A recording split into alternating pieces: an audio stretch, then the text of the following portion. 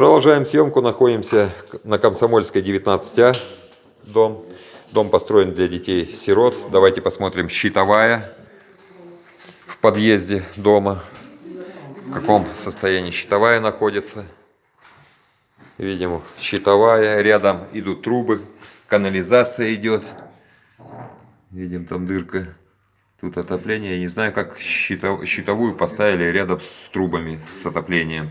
Не дай бог прорвет и все перемкнет здесь. Видим, стены все ломаются, люди уже запенивают сами здесь, чтобы не дуло.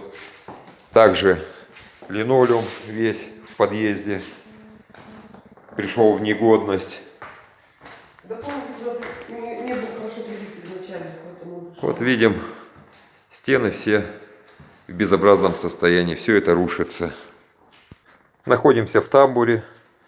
Давайте посмотрим, в каком состоянии тамбур. Видим, все тут, плитка развалилась. Вот так вот господин Гешвильд у нас делает дома для детей-сирот и другие подрядчики. И потом покупают. Этим квартирам и 300 тысяч не дашь за такие квартиры. Видим, фундамент, штукатурка вся облазит, сыпется.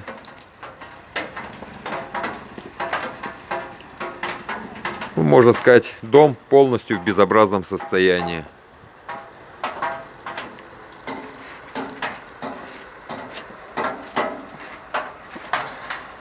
Всем спасибо за внимание. Саха, Якутия, город Алдан. Народный контроль.